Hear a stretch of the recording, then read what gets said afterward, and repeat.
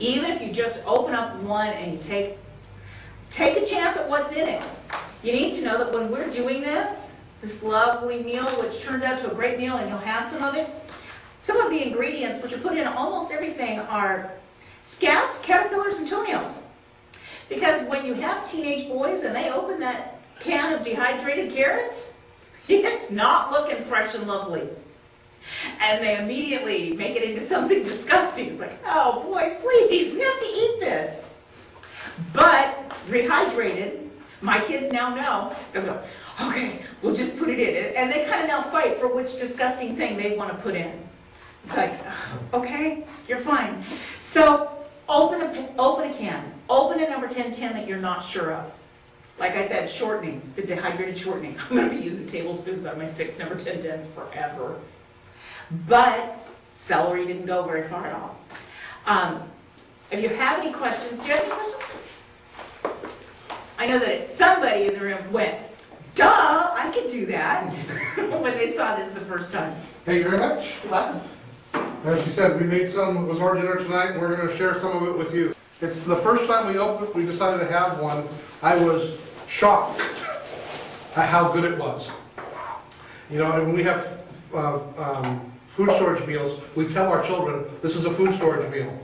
So they get used to going, oh, well, you know, food storage meals are good. Some people go, we're eating from the food storage, oh yeah. And then they, you know, we ate this last time, and we're like, this is really good, I want more.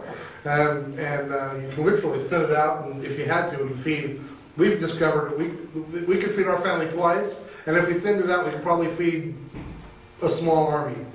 Well, there used to be a food storage table on providentliving.org that said, you know, wheat will store for 10 years. They've radically modified how long you can store some of the food. I mean, come on, they found wheat kernels in the pyramids in Egypt, and they've re-sprouted it.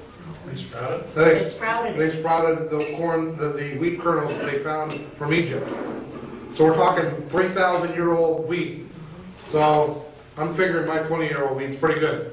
This meal plan is not an end. I think we're going to continue to modify them, try adding different things to them, trying different ways of cooking them, and see how it works out. But to me, in my mind, it just makes, it made a heck of a lot of sense, rather than having a bunch of tins of different stuff. And also, I forgot to mention, one of the key ingredients that I wanted to do this was, and it's the emergency preparedness diversification.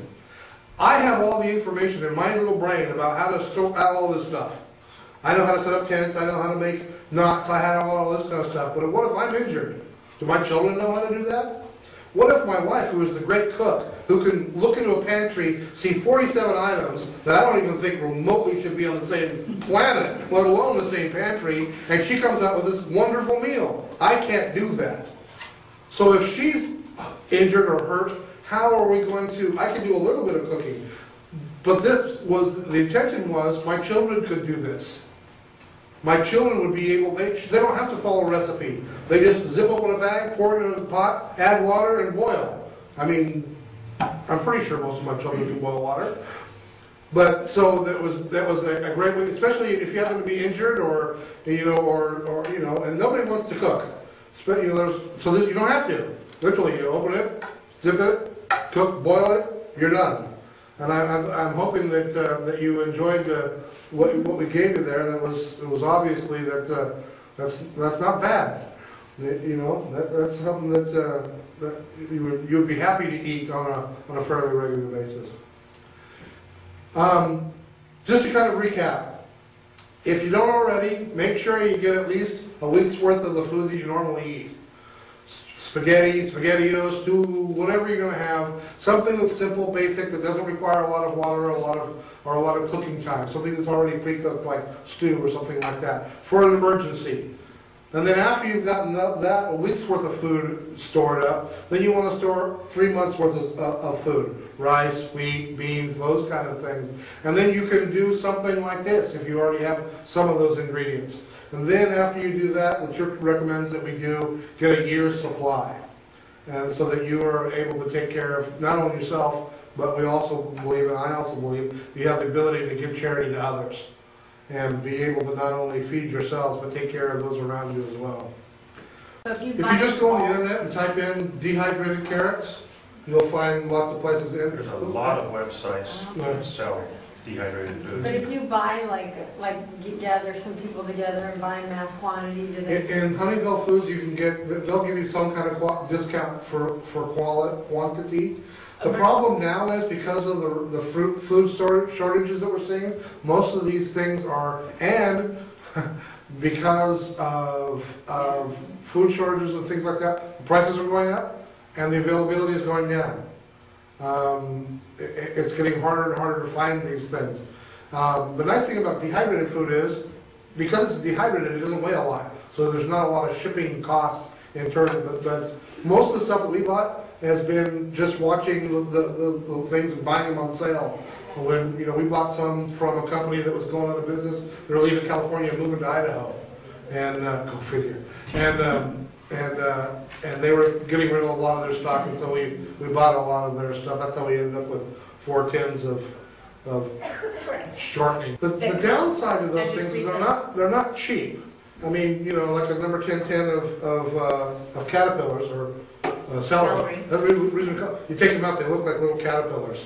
You know, the funny, in fact, I was going to have an emergency preparedness thing, and I was going to lay them out and go, all right, tell me what that is. And they're going to go, I have no clue. Well, that's corn. That's, you know, it doesn't look like anything. You know, the carrots look like. Was that the fingernails? No, No. scabs. That's Onions yeah. look like toenails. The onions look like toenails, and the carrots look like scabs. They're terrible. It's only because we have teenage But- boys helping us. But I would love to figure out what our end cost for this is, but because the cans are pretty expensive, but the end cost of this, I can't imagine being much more than about $5 or $6. Maybe Oh. I don't think it's that much. maybe even less than that. So we're talking, you know, to feed a family of 6, you know, and for $6 is, you know, and the peace of mind it gives us. This is not going to be, it is not the be all and end all. It has, the nice thing about the beans and everything else is they're designed to have full proteins and all that kind of stuff. But yeah, you need to have some kind of greens. You know, you should have some kind of, we've been counseled that we should have a garden, you should have some kind of greens, that kind of way. You know, you should, one of the things that we store is a fair amount of multivitamins to go along with it as well. And so, but you know, we've lived on our food storage twice or 3 times. 3 times. 3 times we've lived on our food storage. That doesn't mean, you know, that wasn't a major catastrophe. I was out of work for a period of time. And so we use things like this to really stretch our food budget so that we, you know, that we didn't have to spend as much money on food.